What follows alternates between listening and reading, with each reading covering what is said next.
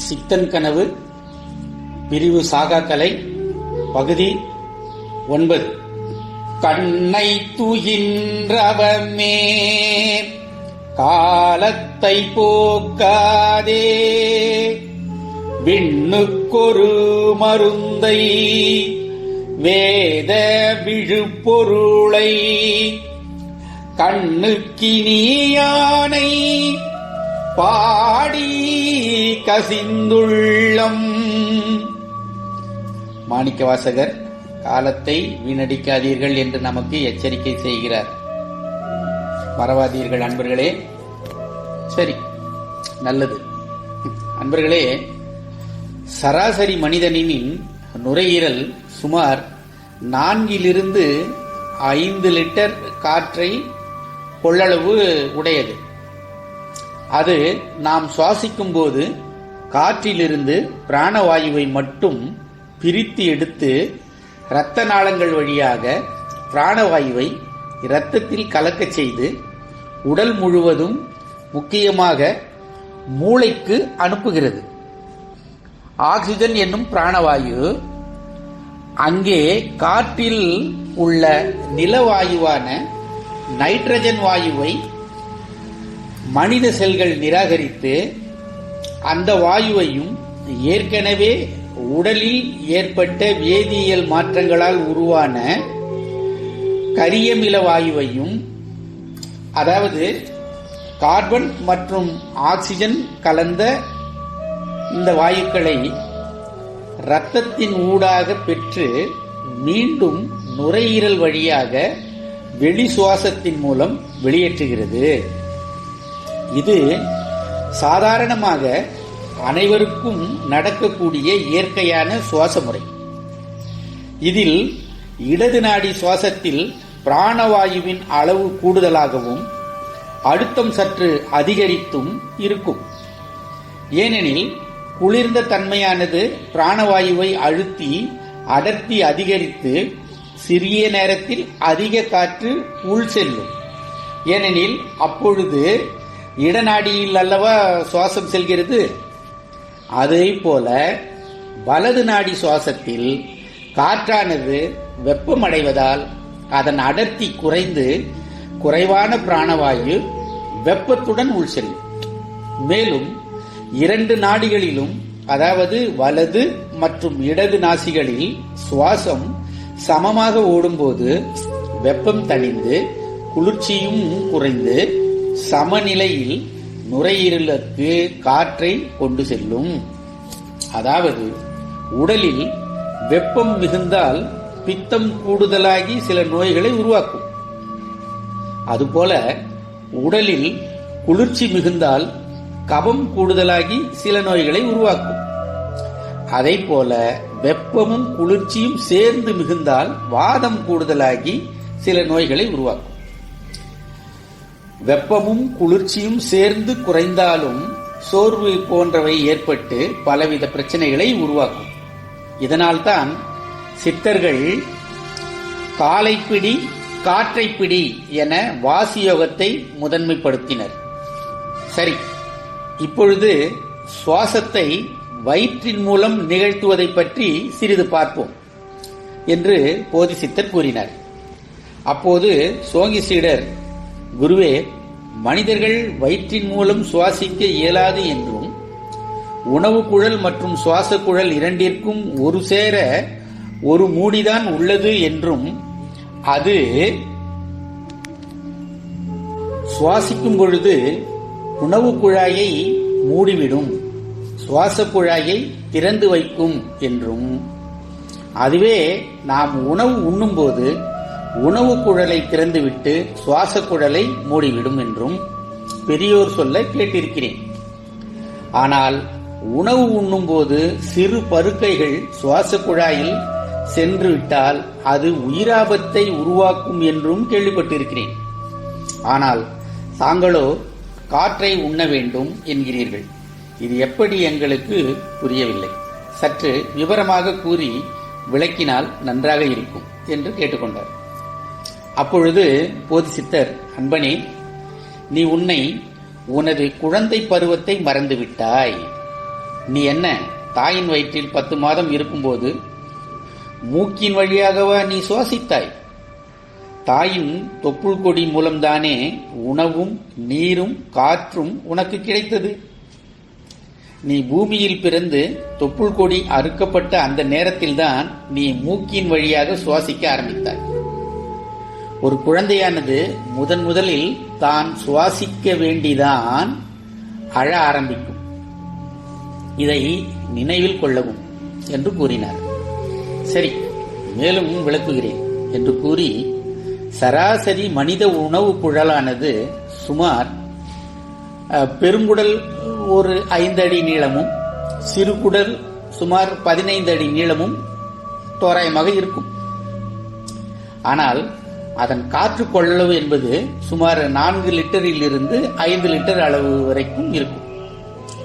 இப்போது நீங்கள் உணவு குழாய் மூலம் காற்றை பயிற்சி செய்து வயிற்றுக்குள் நிரப்பினால் கூடுதலாக 4 லிருந்து 5 லிட்டர் கொள்ளளவு பிராணவாயு உடல் உணவு குழாய்களில் நேரடியாக உறிஞ்சப்பட்டு இரத்தத்தில் உடனடியாக சேர்க்கப்பட்டு உடல் முழுவதும் சீக்கிரமாக பரவும். இந்த பிராணவாயு மனித செல்கள் செயல்பட மிகவும் அவசியம். மூளையும் தீவிரமாக செயல்பட ஆக்சிஜன் என்கிற வாயு அவசியம்.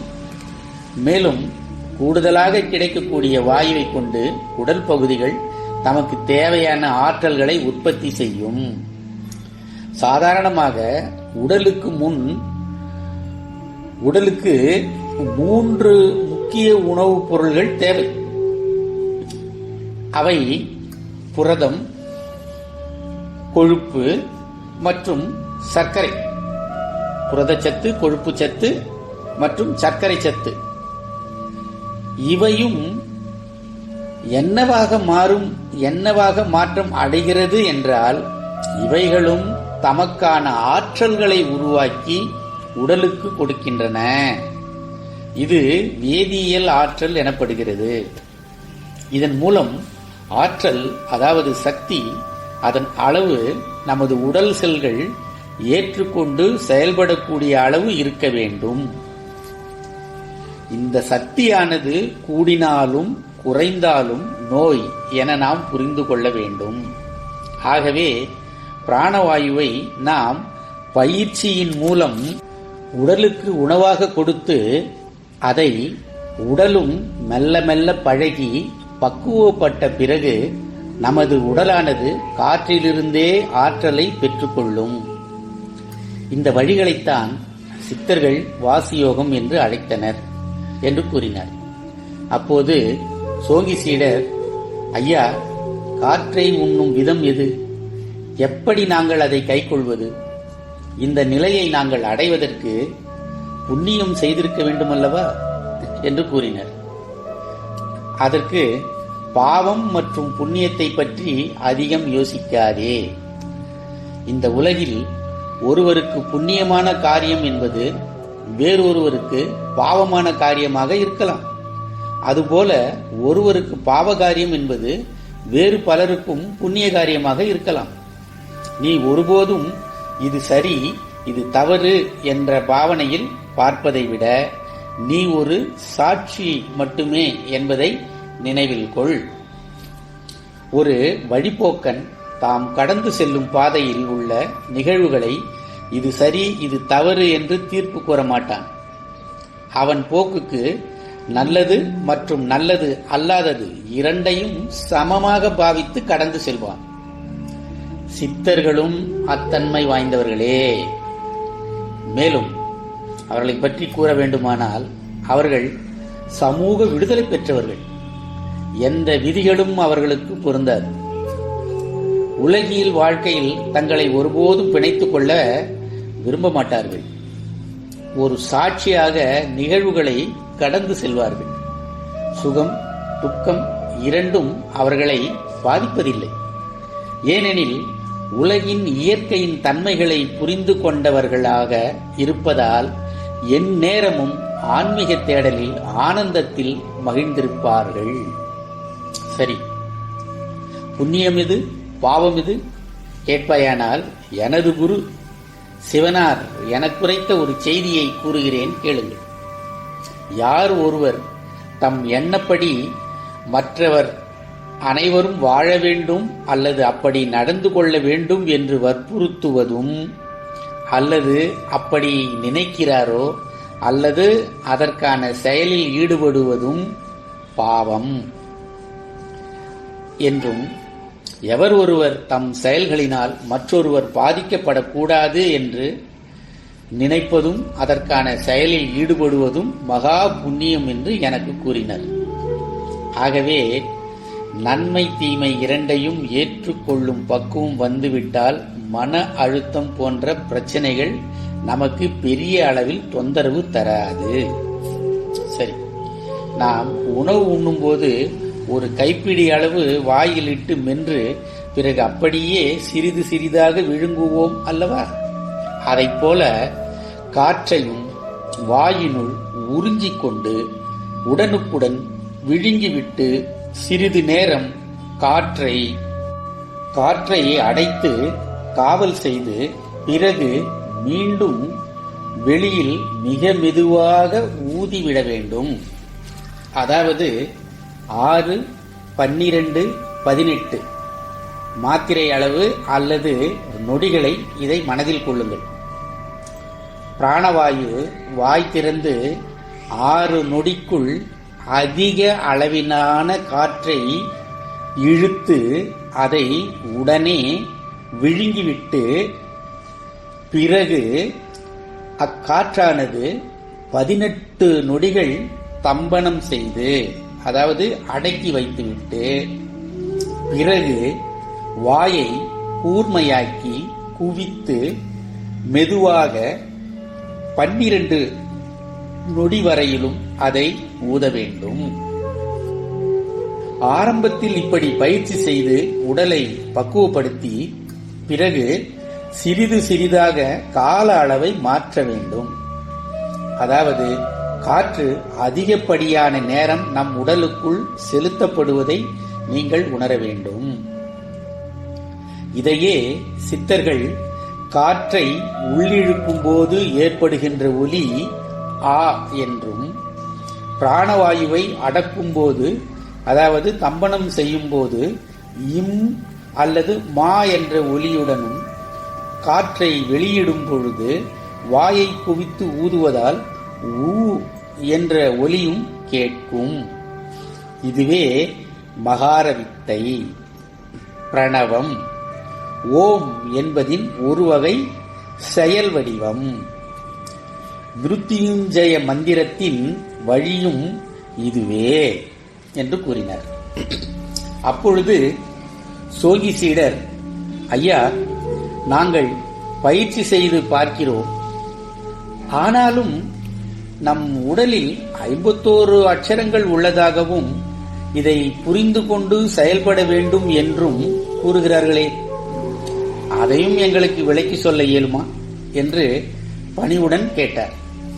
அதற்கு போதிசித்தர், ஆம், பட்டினத்தார் தம் அருட்புலம்பல் என்கிற பாடலில் இப்படி பாடுகிறார். ஆதாரம் ஓராரும் 51 அட்சரமும் சூதான கோட்டையெல்லாம் சுட்டாந்துரீசரவே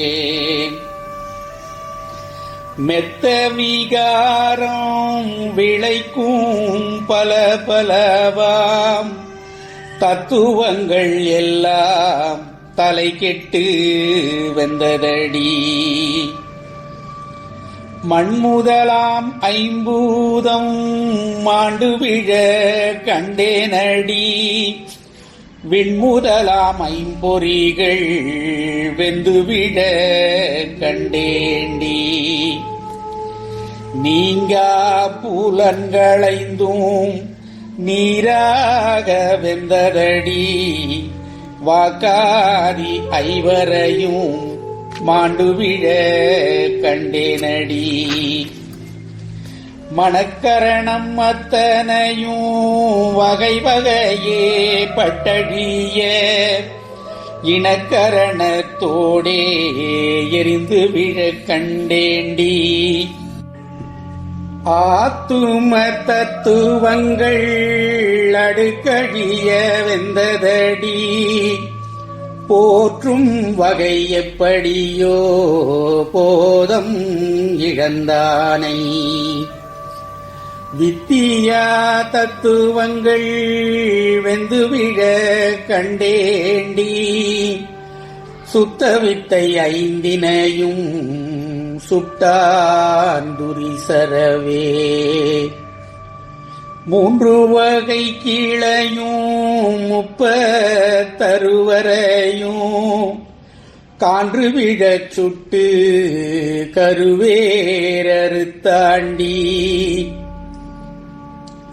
கேடு வரும் என்றறியேன் கெடுமதி கண் தோற்றாமல், பாடுவரும் என்றறியேன் பதியாண்டு இருந்தேண்டி. எல்லாரும் பட்டகளம் இன்னிடம் என்றறியேன் பொல்லாங்கு தீர்க்கும் பொறியிலியை கண்டேண்டி. உட்கோட்டைக்குள்ளிருந்தார் ஒக்க மடிந்தார்கள், அக்கோட்டைக்குள்ளிருந்தார் 60 பேர் பட்டார்கள். ஒக்க மடிந்ததடி ஊடுருவ வெந்ததடி, கற்கோட்டை எல்லாம் கரிகோட்டையாச்சுதடி. 90 சுட்டான் துரிசரவே. கண்ணேறு பட்டதடி கருவேரறுத்தாண்டி,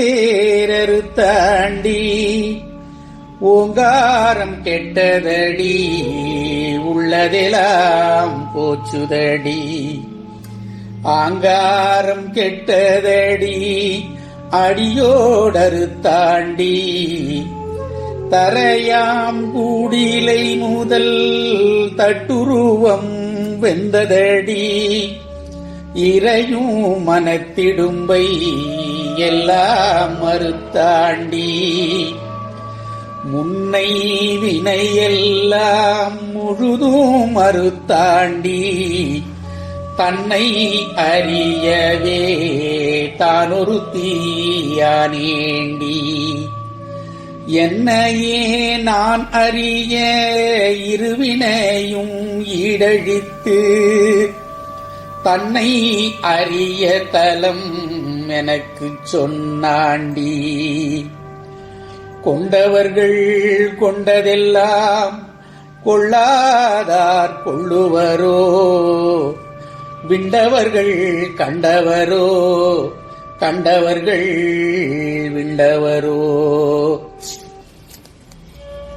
என்று பட்டினத்தடிகளுடைய பாடலை பாடினார். பிறகு பட்டினத்தடிகள் தம் பாடல்களில் இப்படி குறிப்பிடுவதை நாம் நிச்சயமாக உங்களுக்கு விளக்குவோம். ஆனால் நீங்கள்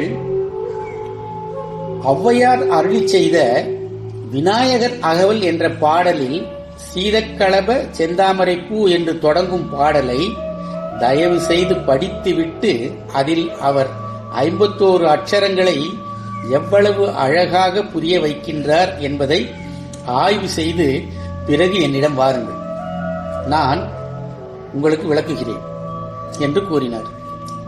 சரி, நாம் இதுவரை வேகாக்கால் என்கிற பிராணவாயுவை பற்றி கூறினேன். அடுத்து போகா புனல் பற்றி நாம் பேசுவோம். புனல் என்றால் நீர், தண்ணீர் என்று பொருள். இது ஆறுகளிலோ கடலிலோ அசைந்து கொண்டு அல்லது ஓடிக்கொண்டிருக்கும். இது இயற்கை. ஆனால் சித்தர்கள் கூறிய புனலானது ஓரிடத்தில் இருந்து இன்னொரு இடத்திற்கு அது ஓடுவதில்லை. மேலும் குளத்து நீரினைப் போல் தேங்கி இருப்பதும் இல்லை. இதை நாம் தான் உற்பத்தி செய்ய வேண்டும். இந்த அமுத நீரானது அனைத்து மனிதர்களுக்குள்ளும் எலும்புக்குள்ளும் மஜ்ஜையிலிருந்து உற்பத்தியாகும். இந்த நீர்த்தன்மையுள்ள பொருளை நாம் முயற்சி செய்து தோன்றச் செய்ய வேண்டும். இது மிகவும் அவசர காலத்தில் அல்லது ஆபத்து காலத்தில் இது வெளிப்பட்டு இந்த நீரானது நம்முடைய முயற்சியின்றி பொதுவாக அல்லது அதிகமாக உடலுக்குள் எல்லா பகுதிக்கும் செல்வதில்லை. ஆகவே அதற்கு போகா புனல் என்று பெயரிட்டன. ஆகவே வாசி பழக்கத்தை அறிந்து கொண்டு பின்னர் நாடிகளை கட்ட வேண்டும். இதைத்தான் நமக்கு கொங்கண சித்தர் பாடுகிறார். வாசி பழக்கம் அறிய வேணும் மற்றும் மண்டல வீடுகள் கட்ட வேணும். நாசி வழி கொண்டு யோகமும் வாசியும் நாட்டத்தை பாரடி வாழை பெண்ணே. எரியுதே அருவீட்டினேலே அதில் எண்ணெய் இல்லை அமிழ் தண்ணீர் இல்லை. தெரியுது போக வழியும் இல்லை பாதை சிக்குது சிக்குது வாழை பெண்ணே. முச்சுடரான விளக்கினுள்ளே மூல மண்டலவாசி வழக்கத்திலே எச்சுடராகி அந்த சுடர்வாளை இவள் விட வேறில்லை வாழை பெண்ணே. சூடாமல் வாழை இருக்கிறதும் பரிசித்த சிவனுக்குள்ளானதனால் வீடாமல் வாசி பழக்கத்தை பாரு நாம் மேல் வீடு காணலாம் வாழை பெண்ணே. வீடாமல் வாசி பழக்கத்தை பாரு நாம் மேல் வீடு காணலாம் வாழை பெண்ணே. மேல் வீடு காணலாம் வாழை பெண்ணே. ஆகவே வாசி பழக்கத்தை அறிந்த பின்னர் மண்டல வீடுகளை கட்ட வேண்டும். மண்டல வீடுகளை கட்ட வேண்டும் என்றால் போகா புனல் என்பதை கண்டு தெளிந்தால்தான் மண்டல வீடுகளை கட்ட இயலும் என்று போதிசித்தர் கூறினார். அப்போது சோங்கியானவர், ஐயா, நாங்கள் நோயின்றி வாழ வழி கூறுமாறு கேட்டால் நீங்கள் வீடுகளை கட்ட சொல்கிறீர்கள், நாங்கள் எங்கே செல்வது என்று பரிதாபமாக கேட்டார். அப்பொழுது ரத்தினாகர் உட்பட பலரும் சிரித்து விட்டனர். அப்பா சோங்கியாரே, மண்டல வீடுகள் என்றால் நாம் வசிக்கின்ற வீடுகள் என்று நினைத்து விட்டீரோ? இல்லை இல்லை, அது நம் உடலில் உள்ள தன்மைகளான அல்லது குணங்களான வெப்பம், குளிர்ச்சி மற்றும் இரண்டும் கலந்து சமமாக உள்ள தன்மைகளைத்தான் நம் குருதேவர் மண்டலங்கள் என்றும் அதை தன் வயப்படுத்தி பக்குவப்படுத்துவதற்கு கட்டுப்படுத்துதல் என்று பொருள். அதைத்தான் கட்டுதல், வீடு கட்டுதல் என்று சித்தர்கள் கூறினர் என்று ரத்தினாகர் கூறினார். அப்பொழுது போதி சித்தர் ரத்தினாகரை பார்த்து, நன்று நன்று, உம்முடைய பொருள் பொதிந்த இக்கூற்றானது எமக்கு மகிழ்ச்சியை தருவதாக உள்ளது என்று கூறி, அன்பர்களே, முப்பு என்கிற சிவமருந்தை நீர்ம நிலையில் பூமியில் நாம் காணும்போது அதன் சில வகைகள் ஓடாது. அது அப்படியே மிதக்கும், பூரிக்கும். அது ஒளி வீசக்கூடியதாக இருக்கும். இதை கையில் எடுத்தால் கரைந்துவிடும். நிறம் எதுவும் தெரியாது, சுவையும் இருக்காது.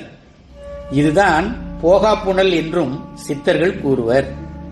இதை கொண்டு வந்து பாதரசத்துடன் சேர்த்தால் அது பாதரசத்தை கட்டிவிடும். இதை கொண்டு 1000 வேதையாடலாம் என்று ராமதேவர் கூறுகிறார். மேலும் இது பாலை போலவும் தயிரை போலவும் கூட பல இடங்களில் காணப்படுகிறது. சித்தர்களை வணங்கி தியானித்து இதை கொண்டு கற்ப தேகத்தை பெறலாம் என்று போதிசித்தர் கூறவும் சீடர்கள் குழப்பத்துடன் குருவை பார்த்து கொண்டிருந்தனர். பிறகு போதிசித்தர், சரி, அண்டக்கல்லை பற்றி கூறுகிறேன் கேளுங்கள் என்று தொடர்ந்தார். இது ஆற்று பழுகைகளிலும் உவர் மண் நிலத்திலும் கிடைக்கின்றன. இதை கொண்டு வந்து உரலில் இட்டு இடித்து மேலோட்டை எடுத்துவிட்டு உட்புறத்தில் சற்று அடர்த்தி அதிகமான அளவில் உள்ள பொருளை நன்கு தூள் செய்து அதை நன்னீரால் கரைத்து தூய்மை செய்து பிறகு இப்படியே சுத்தமாகும் வரை திரும்ப திரும்ப நன்னீரால் கரைத்து எடுத்து செய்ய வேண்டும். இதற்கு பொறுமை மிகவும் அவசியம். நீங்கள் 1 கிலோ கல்லை உடைத்தால் சுத்தமான பொருள் 10 கிராம் கூட கிடைக்கலாம், இல்லாமலும் போகலாம். இதை பாதரசத்தை கொண்டு இதன் வலிமையை தெரிந்து கொள்ளலாம். சில இடங்களில் இது நேரடியாகவே கிடைக்கிறது, அதை கொண்டு வந்தும் பதப்படுத்த வேண்டும். சில நேரங்களில் சில இடங்களில் காரத்தன்மை உள்ள குருமருந்து கிடைத்தால் அதை சாரத்தன்மை உள்ள ஜெயநீர் என்னும் இதே குருமருந்து உள்ள பொருளை கொண்டு கலந்து லேசாக வெப்பப்படுத்தி பக்குவப்படுத்த வேண்டும். இது எளிதில் வேதிவினை புரியும் என்பதால் சீக்கிரம் ஆவியாகவும் செய்யும். சில நேரங்களில் வேறு ஒரு பொருளாகவும், அதாவது தான் எதனுடன் சேர்கிறதோ அதை பொறுத்து அது அந்த தன்மைக்கு மாறிவிடும். அதனால்தான் இதை மாயமோகினி என்றும், குட்டிச்சாத்தான் என்றும், நவநீதம் என்றும், நவபாஷாணம் என்றும் பரிபாஷையில் குறிப்பிட்டனர். சாரமாக உள்ளதையும் காரமாக உள்ளதையும் இணைத்து பூரமாக்க வேண்டும், அதாவது சமப்படுத்த வேண்டும். இதுதான் மருத்துவத்துக்கு ஆகும். இதை பற்றி மேலும் கூறுவேன் கேளுங்கள் என்று கூறி நிறுத்தினார். பிறகு, அன்பர்களே, உங்களிடத்திலே ஒரு வினா ஒன்று நான் கேட்கப் போகிறேன். அதற்கு அறிவார்ந்த பதிலை யோசித்து கூற வேண்டும். நான் கேட்கும் கேள்விக்கும் காயகற்ப வித்தைக்கும் ஒரு சில தொடர்புகள் உள்ளது. சரி, கேள்வி இதுதான். அறிவுமிக்க நம் முன்னோர்கள் ஏன் தங்கத்தை ஆபரணங்களாக தங்கள் உடல் முழுவதும் அணிந்தனர்? தாங்கள் பயன்படுத்தும் பாத்திரங்கள் கூட தங்கத்தால் செய்யப்பட்டிருந்தது ஏன்? கூற முடியுமா? திருப்பாவை அருளி செய்த ஆண்டாள் நாச்சியார் கூட வங்கக் குடம் நிறைக்கும் வள்ளல் பெரும் பசுக்கள் என்று தங்க குடத்தில் அந்நாட்களில் பசும்பால் கறப்பதை பாடுகிறார். வங்கம் என்றால் தங்கம் என்று பொருள். வங்க குடம் என்றால் தங்கத்தால் செய்யப்பட்ட குடம் என்று பொருள். சரி, என் கேள்விக்கு பதிலை சிந்தியுங்கள் என்று கூறினார். சித்தன் கனவு தொடரும்.